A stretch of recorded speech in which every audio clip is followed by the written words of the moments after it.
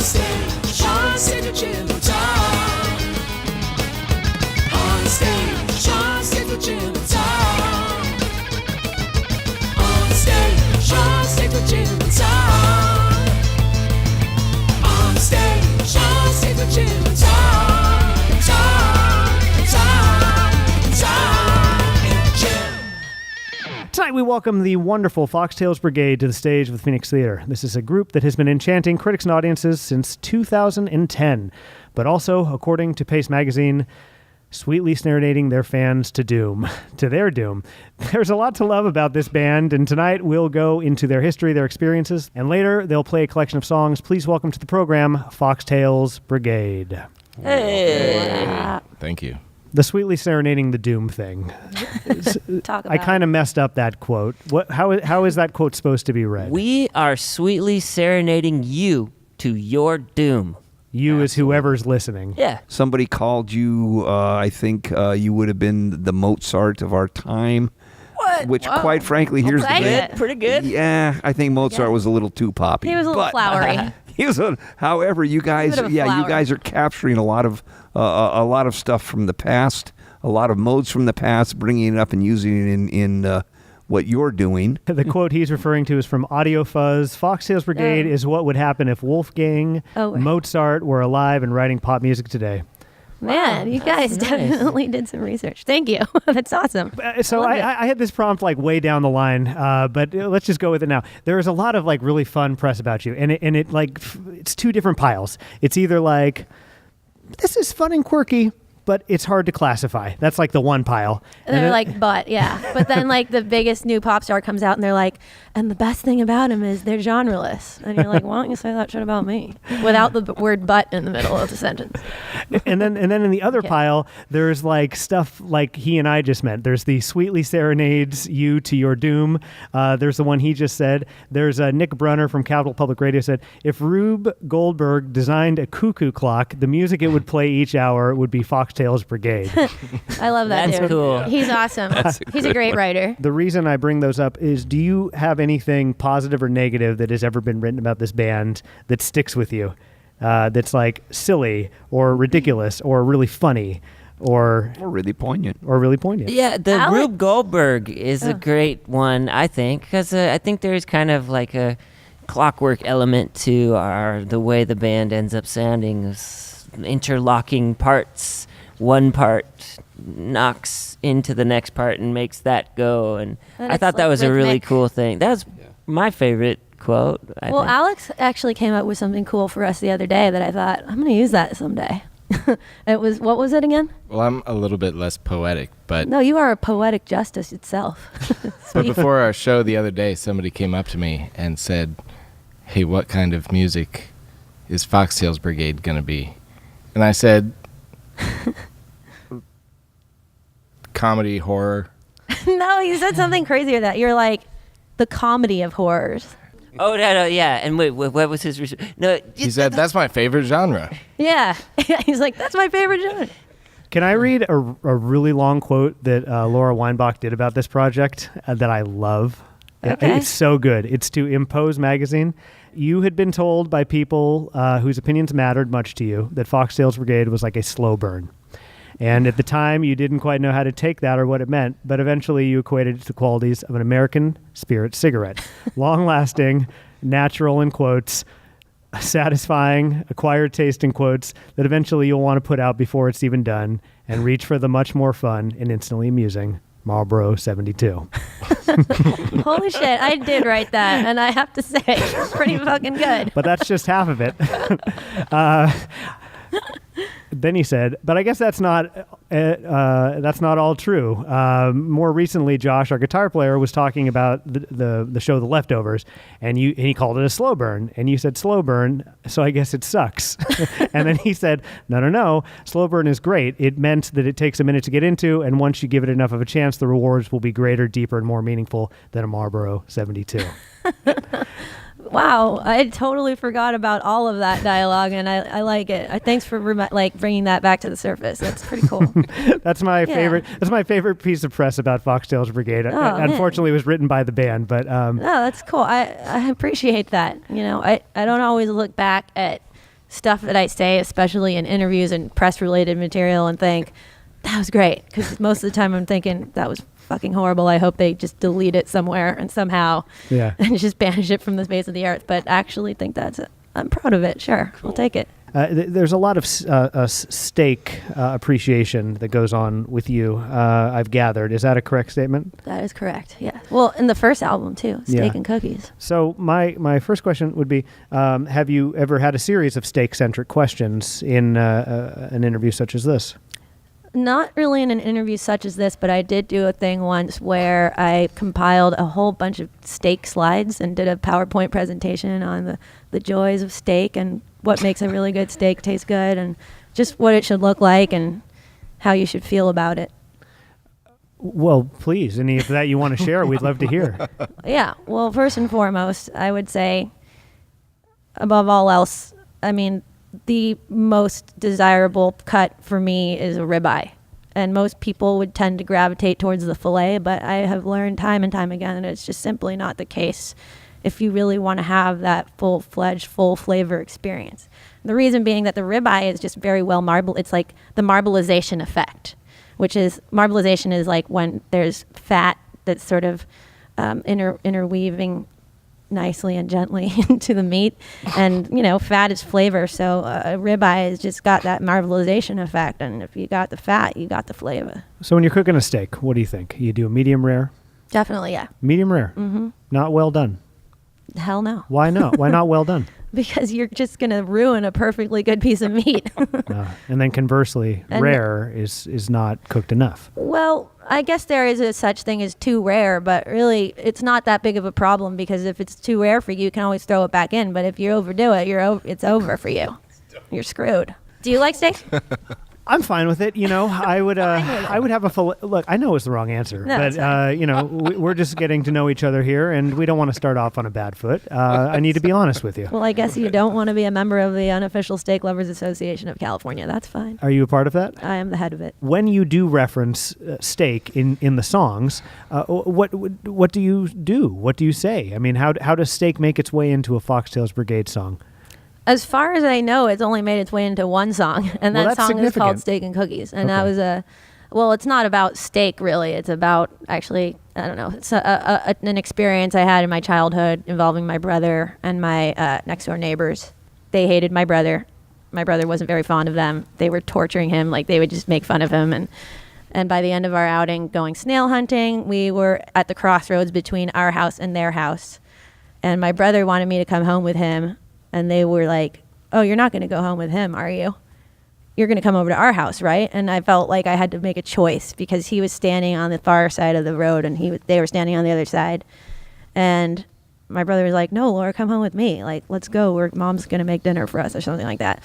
And then the older sister said, so who's it going to be, Laura? Your brother or your friends? Oh. And I was like, oh my God. And I didn't really know what to say in that very moment, but I was like leaning towards probably going with my brother. And then I asked them, I was like, well, what do you guys have to eat at home? And they're like, we have soup. And I was like, well, do you have steak? And they were like, yeah, we have steak. And then I was like, And I was feeling bad because that was really persuading me, even though I knew the right answer was to go with my brother. And then I asked another question. I said, do you guys have any cookies? And they're like, oh, yeah, we definitely have cookies. So I was like, my friends. And that was my choice. And then I walked back up the hill with them, and I turned around and looked back to see my poor, scrawny, defeated older brother, walking all alone up the hill back to our house. And I'll just never forget how bad that was for me to make that decision. And another, 8 years would go on, sort of similar days to that, until I finally realized that my brother was the person who I should have chosen every time. Are you tired of talking about the album that you guys put out 18 months ago, the self-titled album? No. No. We're still stoked on it. Yeah. We love it. It's still the most recent release. Let's talk about it. Although we Get are into working it. on a new album. One of the main songs on this new album is called We Are Not Ourselves. You made a video for it. Haunting. Beautiful. Critics would say such things. Dominic made it. Yeah, it's very good. Yeah. My question for you about that song is, does that title come from the 2014 book by Matthew Thomas? And if it doesn't come from that, does it come from King Lear? No, neither. We are not ourselves when nature being oppressed commands the mind to suffer with the body. Wait, let me just think about that. We are not ourselves when nature being oppressed commands the mind to suffer with the body. To suffer with the body. We are not ourselves when nature being oppressed commands the mind to suffer with the body. I think that song's, I mean, for me, the way that I interpret that song is kind of the voices in your head. Just, we are not ourselves. Just kind of going crazy, and the voices in your head shouting out. Tom, or you guys, is there anything lyrically that still is really powerful to you on that album? Anything that like really still hits you where you're like, this still feels new. This still feels like really relevant to me? Well, I mean, I think all of the songs can feel like that at different times, you know, depending on the connection that I have with the moment in which I'm performing them. You know, like, it really can depend on an audience sometimes too. Sometimes you just click with an audience and you really feel that energy, and it's like playing the song for the first time. Yeah. But I guess, I mean, as in general, probably the song Watch Me definitely still resonates with me in terms of like where I'm at in my life and, you know, my kind of emotional tendencies or whatever. Could you go into that song a little bit at all? Well, it's just sort of about the highs and lows of life and like dealing with that, and just insatiable desire to be recognized and not getting to achieve that or something like that or whatever, or feeling like, I don't know, it's just it's about highs and lows, I guess, to put it simply. I mean, some life disappointments, or maybe like not hitting certain marks that you've wanted to at different times in your life. And so I guess that song is an example of that theme. Definitely. Yeah, and I also kind of think that it rings true to me in a universal way, like the way that I perceive other people sometimes. I can watch people from a distance and go, yeah, like, they want to be watched. You know what I mean? Or they need to be watched, or they don't want to be watched, or they're, I don't know. But basically, I do think that I have a lot of peaks and valleys in my, like, state of being. And so that song is, yeah, it feels true to me still. But more so maybe than other ones I can think of off the top of my head. Do you ever desire not to be watched? Of course. Yeah. Because some people, it's on all the time, you know? That's true. Yeah. Yeah, that's a situation for sure. But not you. You feel like sometimes you really want to be watched, and then sometimes you don't want to be watched. Yeah, I think that's true. Yeah. Mm-hmm. Yeah. But that song is about that too, I think. Like I guess we could get into the lyrics. Do you hate that when people do that? No, it's just, I don't know. It just feels kind of like, I don't know, kind of cheesy when I start talking about lyrics. I don't know. It's fine. But the line, watch me flying, watch me fall. It's like basically feeling like eyes are on you when you're doing well, and then eyes are on you when you're not doing well. In fact, 4 eyes are watching us right now. Right. 4 cameras. That's right. Foxtails Brigade, if it was a movie, the experience of this band, if it was a long-running series, what would the genre be? The comedy of horrors. Comedy of horrors. Comedy horror. Right. You answered that question even before we knew it. Who would be protagonists? Who would be antagonists? I guess I would be the protagonist. You'd be the protagonist. Probably.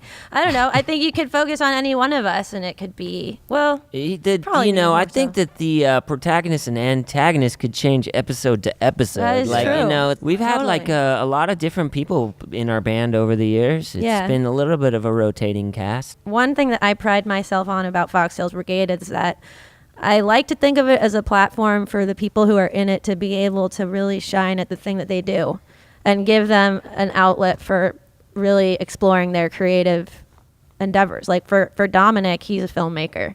And so I like to think that Foxtails Brigade gives him an outlet to be able to make that and like let him really shine doing that. And it's really a collective of different artists doing their thing and and being creative. Yeah, it's not just music. Our band, I think that there's photography and filmmaking and artwork and podcasting and community, really. Yeah. I mean, it's you two are married, obviously. In the most recent season of Foxtails Brigade, there was a marriage.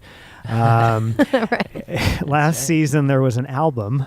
There's been some European seasons. You've gone European on some vacation.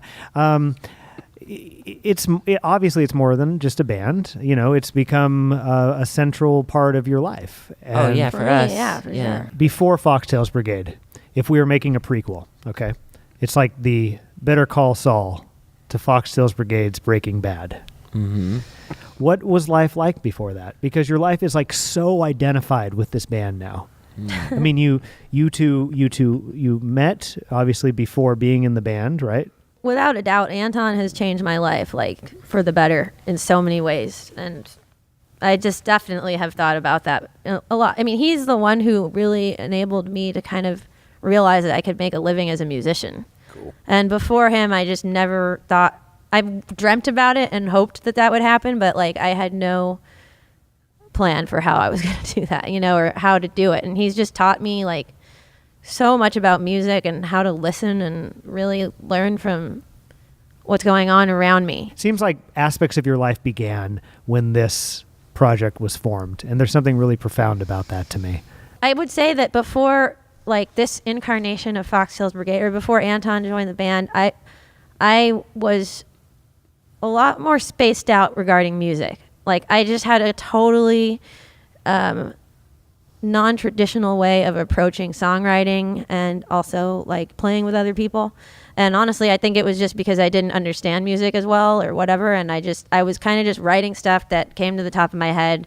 And somehow I thought by practicing it over and over and playing it without making mistakes, that it would sound okay. And sometimes it worked and it was cool. And actually that was a cool way to approach, that could be a cool way to approach songwriting still. But I just feel like now I've expanded and I'm so much more confident of a writer now, I feel like. And before I was very much dependent on, just the divine inspiration factor, But it was cool because she made weird music that no one else would ever make. It was like weird and different, and that was cool. And a lot of songs actually on the most recent album were songs that she wrote before we met. Well, I would say that he taught me how to hone that talent. Hopefully I didn't kill like all of the cool... No, I'm not saying that. I don't want you to think that. I would say that he's taught me how to like control it more in a cool way, like to use that approach in a way that that's more malleable to me. Like I can make choices now. Has the personal dynamic between you two ever threatened to tear the artistic endeavor apart?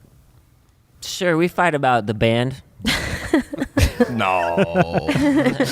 Yeah. Yeah, we fight about the band. Well, but the question is not do you fight about the band, do we fight but about has other it ever stuff? threatened the project?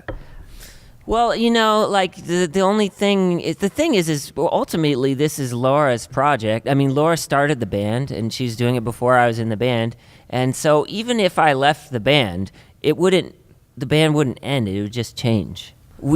Sometimes I think that like I shouldn't be working with Laura creatively or like on business stuff, because maybe we should just have our relationship and have our work lives and our creative lives be separate things. But I just love it. I love working with her. So at the end of the day, I keep coming back to like, all right, let's do this, and also because it's fun. And it's fun. And how lucky am I to get to work with someone so talented that writes such great songs, has such a great voice, shreds on the guitar, is hilarious, and and happens to be my wife. That's pretty great. How lucky am I? I'm great. That's great. I don't know how lucky are you. You should tell me. I'm curious because this project is so central to your lives. Is there anything else that you'd want to say about it while we're here? We spent a lot of time kind of exploring the ins and outs of this project and how it's affected your life and how you've put parts of yourself into it. If there's anything else that you wanted to share about what this project means to you or why it's special or anything, this is a good place to do it. your kind of insight, the apparent insight that I think that you seem to have based on the questions that you're asking and like choosing to focus on are really cool. And I think that actually paints a picture that I would be pretty proud of the band. But yeah, I just, we're working on a new album right now, and I'm writing songs for that. And more to come, what you've pretty much been hearing about. Yeah. My last prompt, you talk about research being done, is a deep cut. You did an interview in 2012, Laura Weinbach, with someone called Sync Chaos. Who knows what that is, but God bless him. And you said Foxtails music has grown over the years by developing breasts, some pubic hairs, and a third nipple for the devil to suck on. And, Laura Weinbach, you hoped that would be enough to take you guys to the top of the charts. Who has a third nipple? Oh my God. I think that when back in 2012, it's developing. Laura didn't have her podcast yet, and she needed another outlet for her comedic tendencies, and interviews just got the call for that. How in God's name did you find that? I love that. I celebrate that. Man, Laura. this is like some freaking what's his name type shit. Why am I blanking on his name right now? Nardwuar? Yeah, It's this like is like Nardwuar. some Nardwuar shit. This is some Nardwuar shit. Tom Gaffey, do you have any closing thoughts for our friends Foxtails Brigade? This has been an awful lot of fun. Thanks for Cool. being down to hang out with us. Thanks for being down, hang out with been a us. blast. It's Yeah, for it's sure. a two-way street, the hanging out. And thank you for making the drive, also. And thank you for making the music that you make. Yeah, thank you. It's just been a real pleasure to sit with you guys at this Yeah, it table. has. Cool. Thank We'll look you. forward to checking this out. Yeah, when is it going to come out? I guess you could tell me later. We can discuss that and so many other things after I say this. The interview has concluded, and in just a moment, the reason we all ended up here, the music of Foxtails Brigade, will begin. A selection of songs from the stage of the Phoenix Theater will be after this little break. Thanks again for joining us, everybody.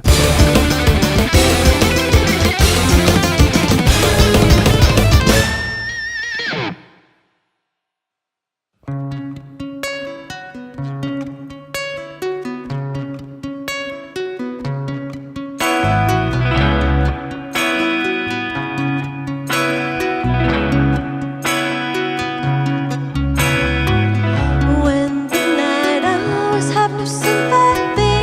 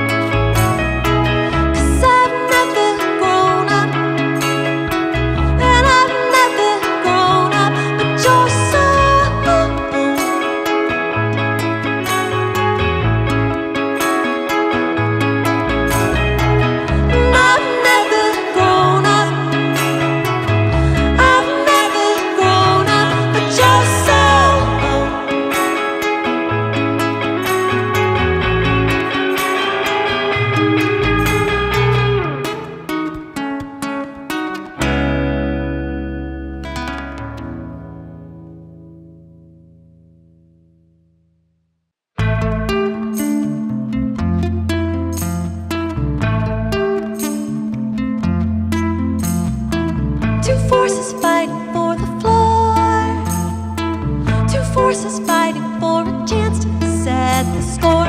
It's not a case of do what's right. It's just a question of the chance to cross the line. The first took a beat down, hands tied and face on the ground, cried mercy and gave up, then in disgrace walked alone. Head hung down, never could stand up,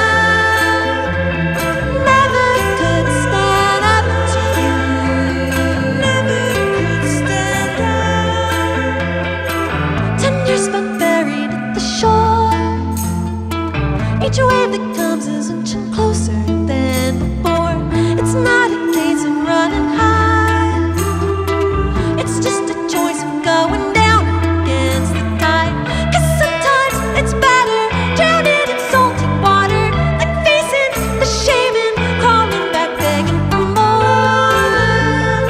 Calling out, someday I'll stand up. Someday I'll stand up to you. Someday I'll stand up. Out on the wave alone. It's always anything but open doors for you. It's always anything to keep you down. They tell you anything to take what's yours from you and keep you stumbling to solid ground. Falling into the bowl of the undercurrent where you stood. Take your worst enemies telling you to just give up on trying for something much better than down in salty water. To take back your payback, this time to settle the score. Calling out, this time I'll stand up. This time I'll stand up to you. This time I'll stand up.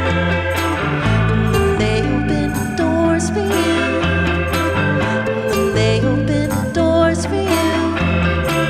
And then they open doors for you. And then they open doors for you.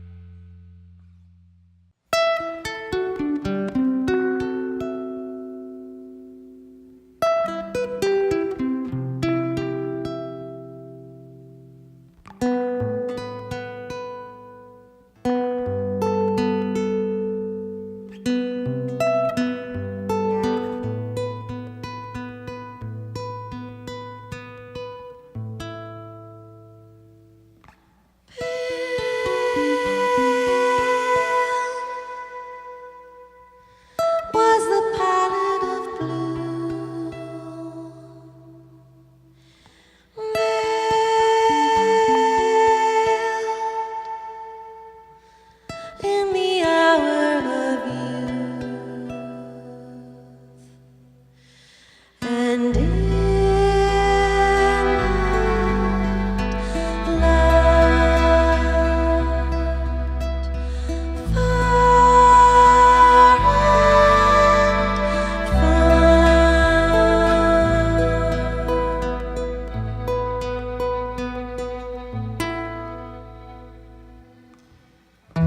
threw your firstborn into the sea, gave it up 100 years. No more hope for elephant dream, gave it without a plea.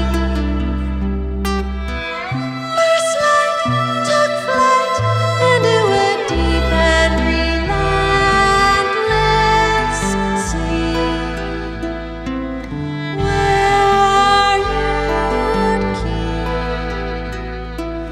all your fears.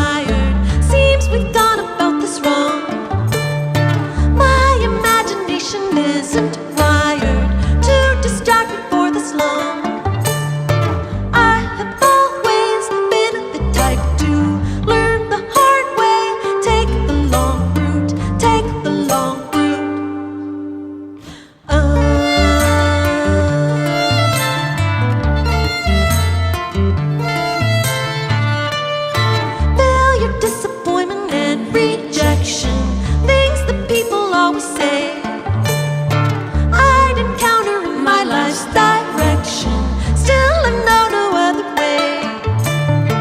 But they tell me I'm a slow burn. It'll pay off. I'll get my turn. I'll get my turn, yeah.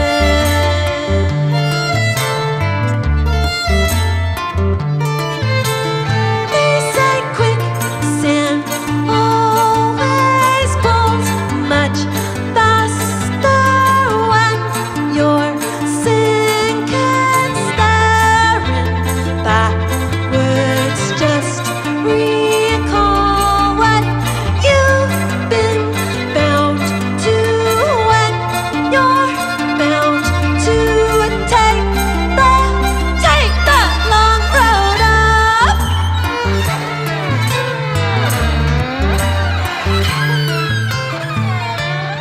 And I get a kind of satisfaction when I see the others fall. I guess it's a natural reaction when you're up against the wall. But they tell me I'm a slow burn. It'll pay off. I'll get my turn. But for now we're gonna have to take the long route. Take the long route. Take the long route. Take the long route.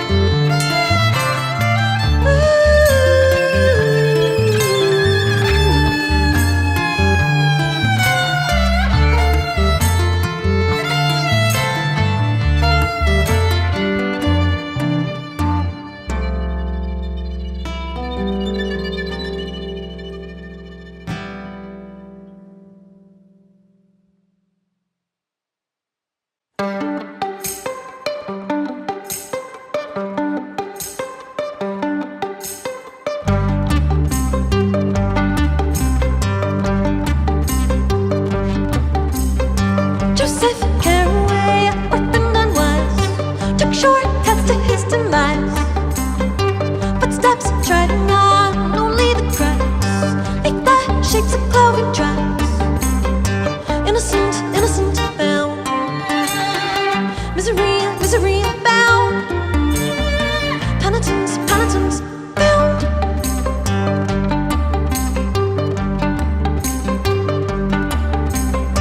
Fear and a mark, all dressed in white, never slept without the light. Headless rattlesnakes inside their caves, preying on the souls of slaves. Innocent, innocent found, misery, misery bound. Penitence, penitence